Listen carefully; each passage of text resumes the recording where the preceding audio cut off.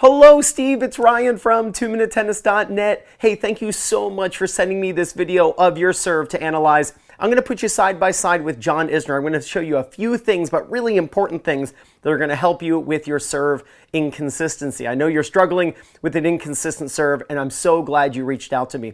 Let's check out that footage, and I'll come back in front of the camera for more detail. So first, this video of John Isner is courtesy of Essential Tennis. Thank you so much, Ian, for allowing me to use this video. If you aren't subscribed to Essential Tennis, you need to. Their link is in the description below. So the first thing I want to talk to you about, Steve, is your grip. You are not using a proper continental grip. You are just to the right of it. Let me show you what that looks like. So Steve, at the moment, you have your base knuckle of your index finger and your heel pad on the corner between panels 2 and 3. Now this is panel 2 and this is panel 3. So right now you have these two spots on the corner between panels 2 and 3, and they should be right in the middle of panel number 2. Panel number 1 is the very top, right? And so we count clockwise since you are right-handed. So the very top bevel right here, that's panel number 1. Then we got panel number 2. This is panel number 3, and so on all the way to panel number 8. We need to make sure that we have got those two spots on our hand on bevel number 2. Now, Steve, when I am back in front of the camera, I'm going to show you a little trick you can use that's really going to help you and promote the proper continental grip on the serve. So the second thing I want to talk to you about is the timing and rhythm of your step. So you've got a pinpoint stance to your serve, which is great. And Isner does the same thing, but I want you to notice that Isner lets go of the ball and then his back foot moves forward. So look, he's released the toss, so the ball is out of his hand, and now we're going to see his back foot come up. So when you're using a pinpoint stance, a really good frame of reference here is it's toss first, then move your back foot. I want you to notice your back foot's already moving and you have not released the ball yet. And when you release the ball, basically your foot is already back up behind your front foot. So I want to reverse this timing. I want you to copy John Isner's timing of his toss and release, right, with the foot. He releases the ball, then his back foot comes in. This is going to help with the rhythm and timing on the serve. You don't want to just change what you do. You can also change when you do it. So I want you to practice tossing the ball, then bringing your foot back up. And I want you to kind of let me know how that feels in the rhythm. At first, it might feel a little funky, but after a while, you'll get the hang of it, and you'll actually feel a more free-flowing and smooth and rhythmic serve. Now, the next thing I want to talk to you about is your toss. And your toss is too far to the right of your body. I'm a big fan of the toss being off to the right, but I would tell you that we really want to get this toss more like right above the right shoulder. If we can get it right above your right shoulder, it's actually going to help promote swinging up. If you look at Isner when he contacts this ball, he's got that position. He's got his contact point above the right shoulder. And this is typically going to help players if they want to be able to put great side spin or even a slight top spin on their side spin, where the ball actually doesn't have a perfectly vertical axis, but they actually are spinning up the back of the ball slightly. Not for a kick serve, but just to put a little bit of upward motion on the serve. We want to swing up through the contact. And with your serve, because the toss is so far out to the right, your swing is very much down as you're hitting the ball. Now, you do put curve on the ball. You can see the ball spin, which is great. But I'm afraid you're going to start to put a little underspin along with side spin. So getting the toss to be more above your right shoulder, the way I explained with Isner, getting the toss right here is going to help you to be swinging more up as you hit the ball rather than the possibility of swinging down by the time you contact. And the last thing I want to show you, Steve, is Isner's follow-through, how his racket ends up on the left side of his body. You can see his back foot kicks up for balance. Watch where your racket ends up. You stop your racket. You've got the back foot kicking up, which is great, but you've got your your racket stopping right here. I want your racket, when you're done, to be visible on the left side of your body. Now watch how Isner does this. He brings the racket to the same place your racket is. right? So the racket doesn't go from the contact here. It should go down and then cross at your knees, which is what Isner does. So I'm not telling you that after you hit the ball, you should go immediately like this to the left.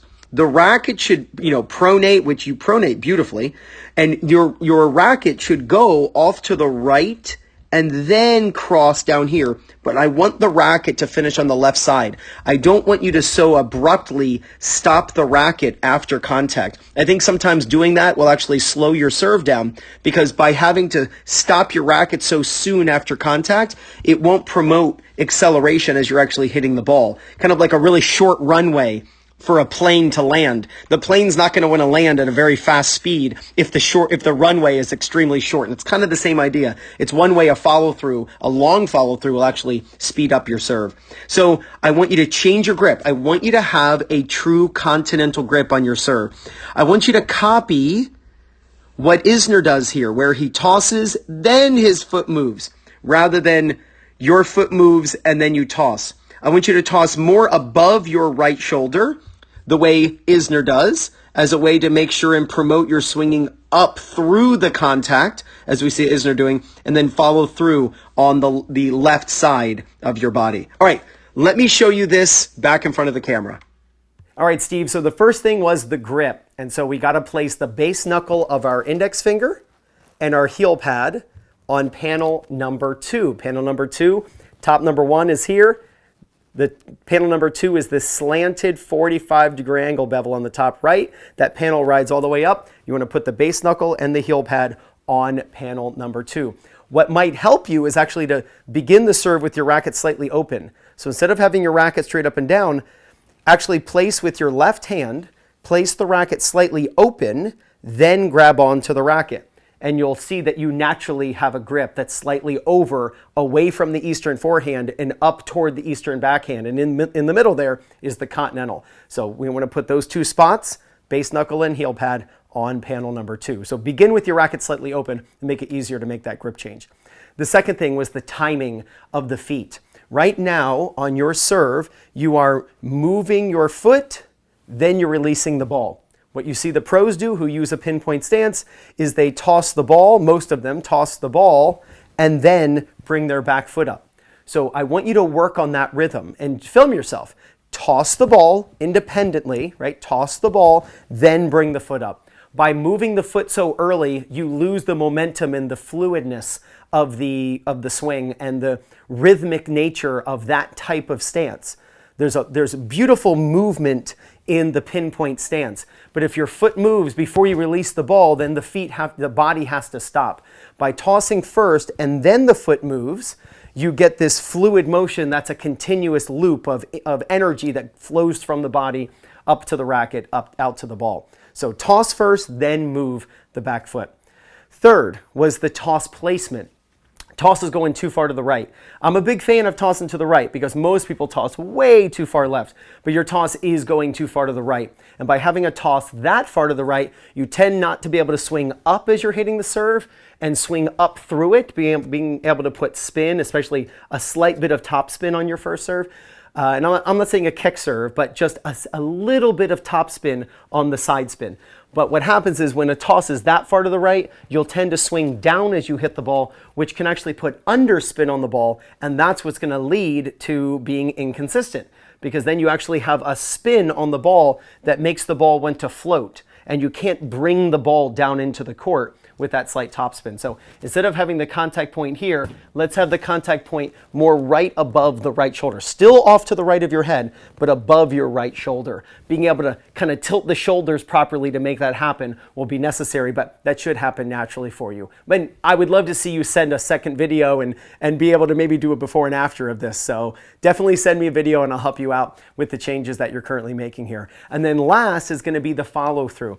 When you are done, follow through on your left side. Have your racket visible here rather than hitting and then abruptly stopping.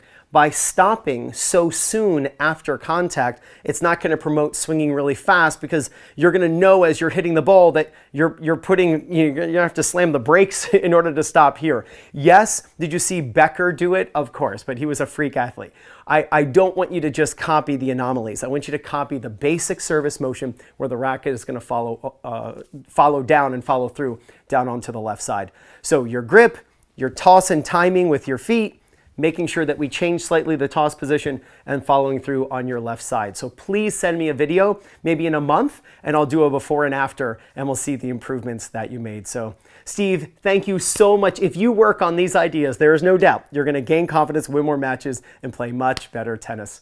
This is Ryan Reedy from 2minutetennis.net. Steve, you got this.